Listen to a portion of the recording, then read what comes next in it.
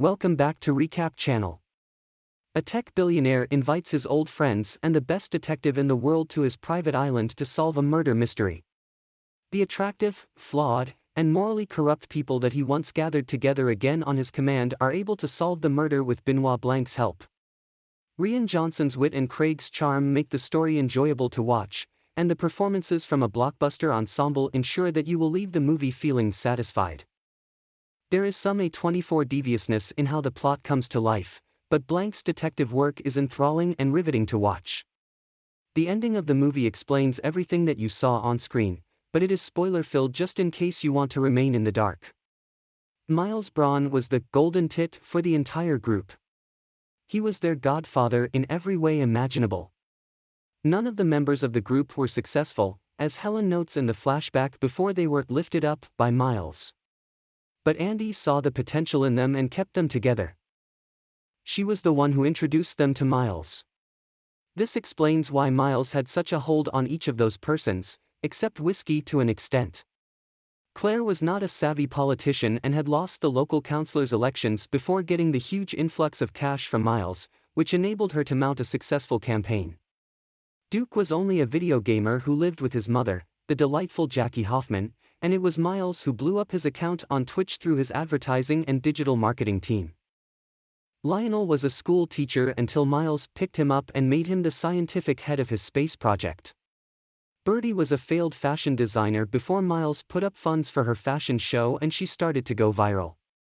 So, Miles was indeed pivotal in all of their successes. Without him, they would all be still losers, in the conventional definition of the word. But as it turns out in the end, they indeed are. Why and how was Andy forced to walk away from Alpha? Andy was not supportive of Miles' idea to utilize the company's resources and wealth to fund his ill-thought hydrogen cell fuel program. The project was not conceived with any certainty of success and Miles was convinced by a shady Norwegian scientist on a trip. It was all being done on a whim and Andy, being the smart one who came up with the idea of Alpha, could not sanction the same. She owned half the company and threatened to walk away if Miles did not listen to her. Using some legal karate, Miles knocked down Andy and stole away her entire ownership. She had no vested interest left in the company and was forced out without a single penny. Andy sued and her claims solely hinged on Andy being able to prove that she was the one who came up with the idea and that the intellectual property belonged to her. Unfortunately, the napkin on which she drew the idea was lost. She then depended on her friends to testify for her in court, but they all turned on her.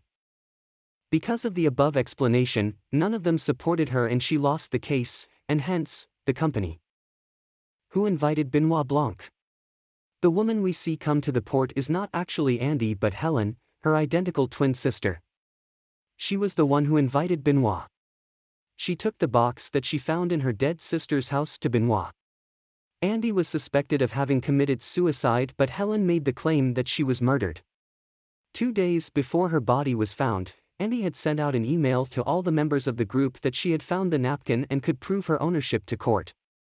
This would mean that everyone in the group would go behind bars as they perjured themselves on the stand in the first trial. Helen wanted Blanc to take the case and solve the murder mystery. But the detective himself thought of the idea of bringing Helen as Andy to make sure that the killer is caught on the island. So, to answer the question, Benoit basically invited himself. And he must be grateful to his notebook that Helen was able to luckily escape the bullet. If not for that, he would have been left with a scar for eternity.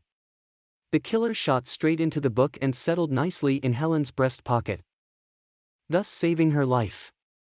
How does Helen take revenge for Andy?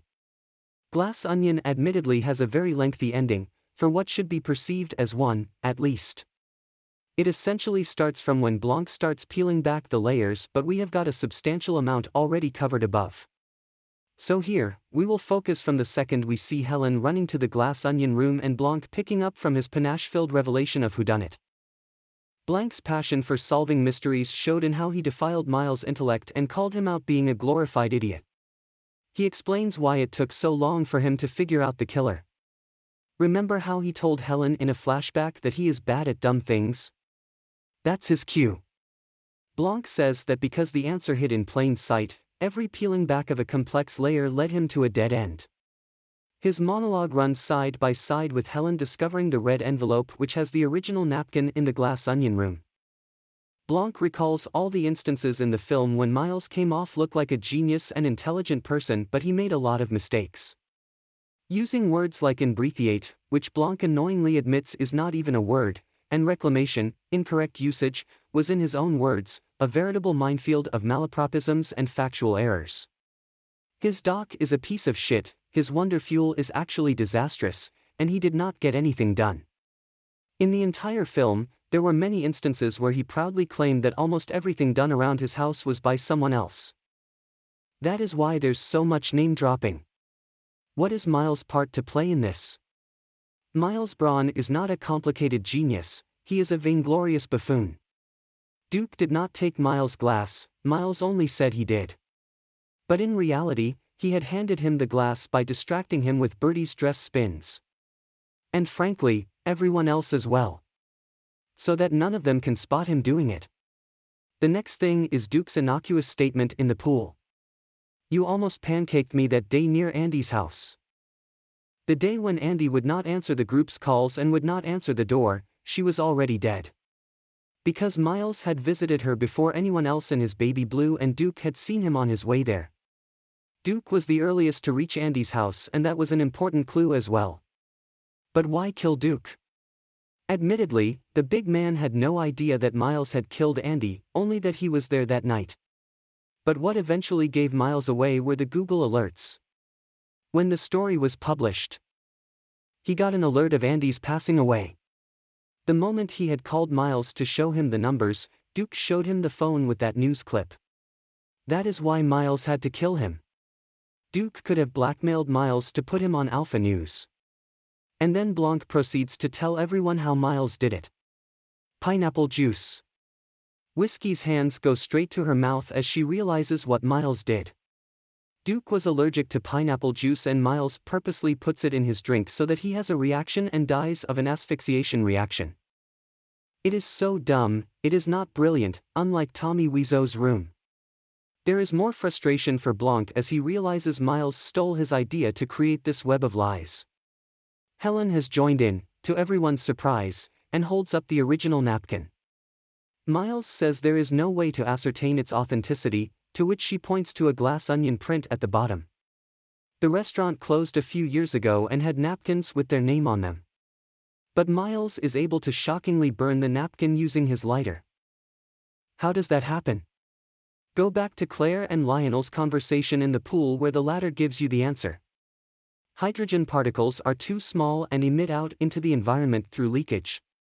And since they are highly combustible, any semblance of air could give a reaction. How does glass onion end? The group once again fails Andy when no one dares come forward against Miles to corroborate that he burnt it. It is a repeat of the courtroom scene. Before leaving, Blanc gives something to Helen and says that I can only give you courage and a reminder of why your sister walked away. Andy is charged up by that. She starts breaking all the glass sculptures in the room. Soon enough, the others join in. They are too rubbed off by this energy and go into destruction mode. The final blow comes when she breaks the piano glass and sets it on fire. Andy then does something even more incredulous. Blanc actually gave her the hydrogen fuel flake that Miles had shown off at the start of the party. Andy throws it into the fire and Miles knows exactly what is coming. His entire house is powered by the fuel and once the energy explosion happens in the piano, it gets sucked in through the vents above and spreads across the island. At a moment's notice, everything blows up in pieces. But she is not done yet with the revenge. Miles claimed famously that he wanted to be mentioned in the same breath as Mona Lisa. She and Miles both jump at the lever that props the security glass around the original painting open, but she gets there first. She opens it and the painting burns right in front of everyone's eyes. Your fuel of the future just barbecued the most famous painting in the world. That is how Helen gets revenge for Andy. And now, when he has nothing and will most probably go to jail, the disruptors turn on him. Like the leeches they are, they change sides and agree to testify. We see police sirens glow in the distance at sea as Blanc enjoys the fireworks with a cigar. Do you know what defeated Miles in the end and why this climax is so poetic? He lost everything in the end because of the very thing that got him everything in the first place, the underestimation of people's ability not to do the right thing but to do the right thing for themselves.